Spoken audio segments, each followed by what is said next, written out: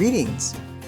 At Alumni Friends and Family Weekend, I sat down with the class of 1974, who graduated from then Lesley College during an era of incredible change.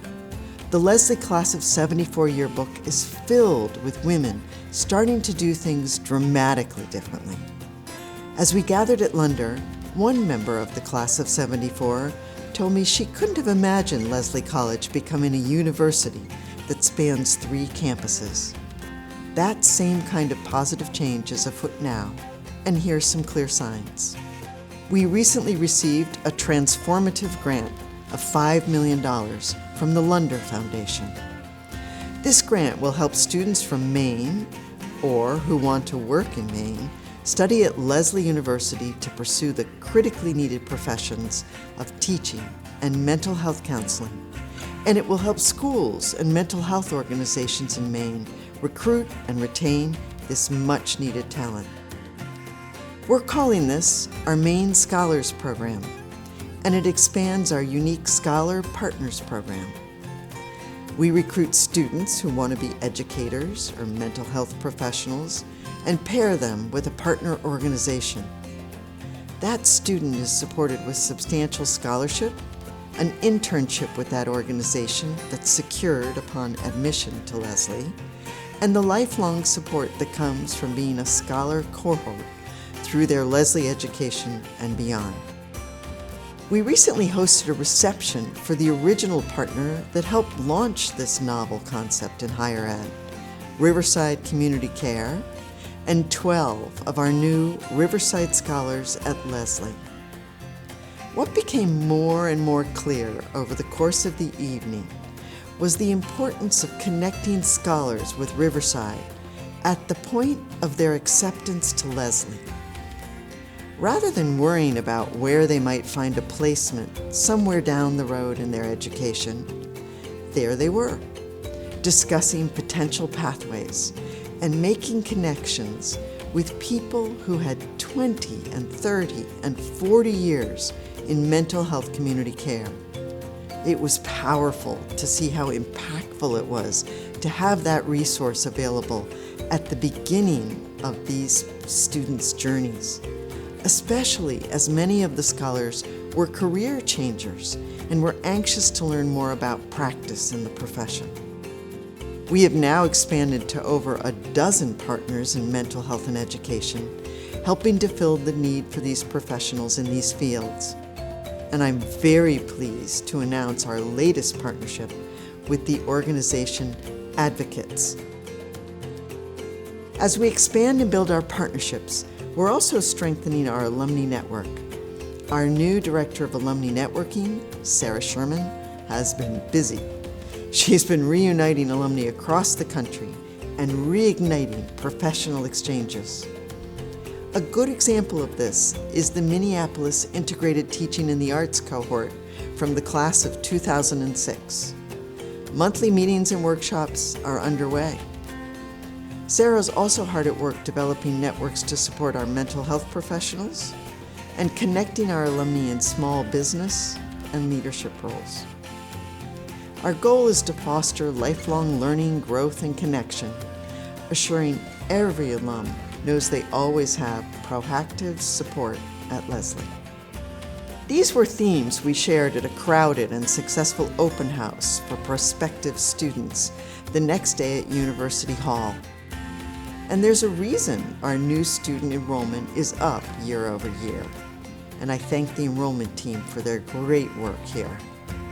I was happy to see so many potential students interested in education, serving others through mental health, our arts programs, and our threshold programs. While we have work to do, the collective work of the Lesley teams that are making change happen is palpable in these open houses. And in a few weeks, Lesley will be well represented at the National Council of Teachers of English annual convention at the Boston Convention and Exhibition Center. We're hosting a reception for Lesley alumni too, so alums can network and learn from each other. And for the first of our thought leadership series this year, we hosted Dr. Ellen Winner, author of our class reads book, How Art Works, a psychological exploration that seeks to answer a deceptively simple question: what is art? Class Reads is the university's common reading program for all incoming undergraduate students, now in its 10th year. But this is the first time that the author has been part of the Thought Leadership series. And the Lesley University Athletics Hall of Fame is now launched. We just inducted our inaugural Hall of Fame class and applauded our women's tennis team for winning their first North Atlantic Conference championship. Our women's soccer team had a great regular season, finishing 10-7-3, and made the North Atlantic Conference tournament. The women earned a thrilling win via penalty kicks in the quarterfinals and made it to the semifinals.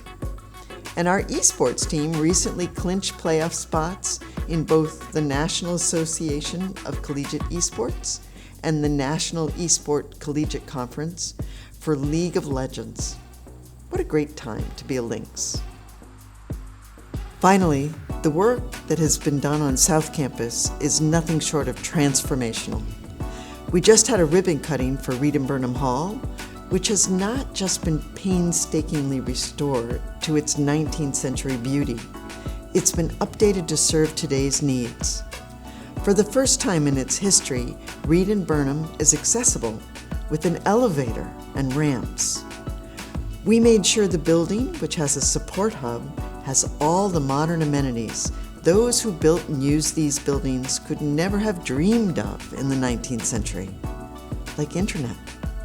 When we got started, this seemed almost impossible. The building was uninhabitable. So we took the opportunity, while we were restoring and elevating Reed and Burnham, to elevate South Campus. Bocce and basketball courts are now available for our community. So are ping pong tables and giant swings.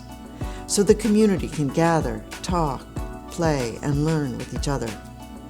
What we call the connective fabric of the South Campus matters very much to us. We took great care with trees and plants and pathways to make this a pleasant, inviting place filled with native plantings.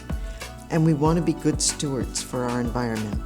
And that's why we installed our utility loop, which is balancing energy use across our buildings and really making a difference when it comes to enhancing energy efficiency. We also renamed the administrative building known as 101 Brattle in honor of Gay Sue Pinnell. It is now known as Pinnell Hall. Dr. Pinnell, along with Lesley Professor Dr. Irene Fountas, have long worked to help children achieve literacy and Lesley University to thrive in that endeavor. We are deeply appreciative. At the ribbon cutting for Reed and Burnham, I talked about what a marvel that building was 150 years ago when it was built, and how people like us most likely gathered in front of its dramatic facade for a ribbon cutting much like we were doing right at that very moment. And I wondered what they would think about the work we have done, and how they would be astounded at the wondrous things we take for granted. And in another 150 years, there'll probably be another group celebrating another set of upgrades we can't begin to fathom. We're very happy to set Lesley on this path to a great future. And while there are always people who disagree, thank you to all in the Lesley community who are working so hard to make this and so many other achievements a reality at open houses, at Alumni, Friends, and Family Weekend, and each and every day at Lesley. In celebration of that, we'll make December 23rd a President's holiday. Thank you again.